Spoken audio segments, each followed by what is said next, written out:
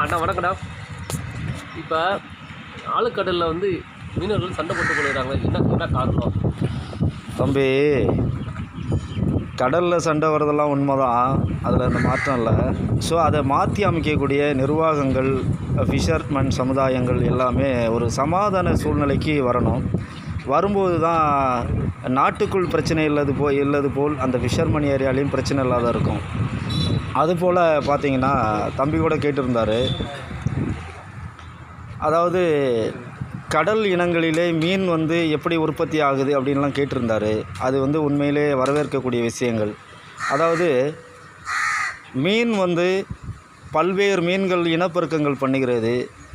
அதில் சுருக்கு வலை என்ற தகவல் இருக்கு இல்லைங்களா? சுருக்கு வலையில் அதிக மீன்கள் வருது. அந்த மடிக்குள் பார்த்திங்கன்னா அந்த மடிக்குள் வந்து எல்லா மீன்களும் உள்ளார வந்துடுது. வரும்போது அந்த மீனை எடுக்கும்போது அது குஞ்சு இருக்குது இல்லைங்களா, அதோடைய உற்பத்தி ஆகக்கூடிய குஞ்சு அது ஆல்ரெடியே செனமத்தி, பாறை மீன் எதை பிடித்தாலும் அதுக்கு உள்ளார ஒரு குஞ்சு இருக்கும். அந்த குஞ்சு வந்து எல்லாமே அந்த மடியிலேருந்து ஆல்ரெடி வெளியாகிடுது.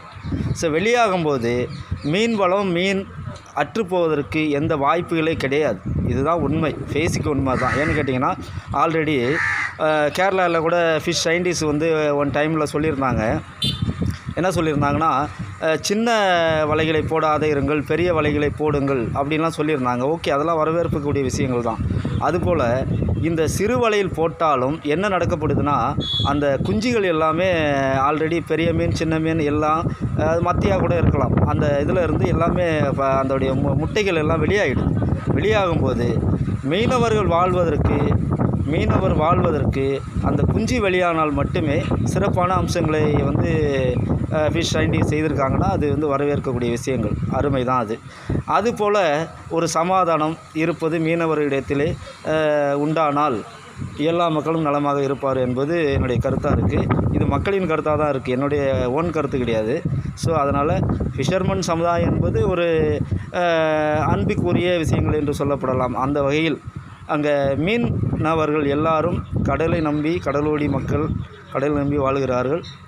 எல்லாரும் நலமாக இருப்பதற்கு ஒருவருக்குள் ஒருவர்கள் பிரச்சனை இல்லாமல் சமாதானமாக இருந்தால் நாடு நலமாக இருக்கும். நாம் எல்லோரும் சமாதானமாக இருப்போம். நன்றி சொல்லி விடைபெறுகிற நண்பர்களே, வணக்கம். நன்றி. Thank you lot.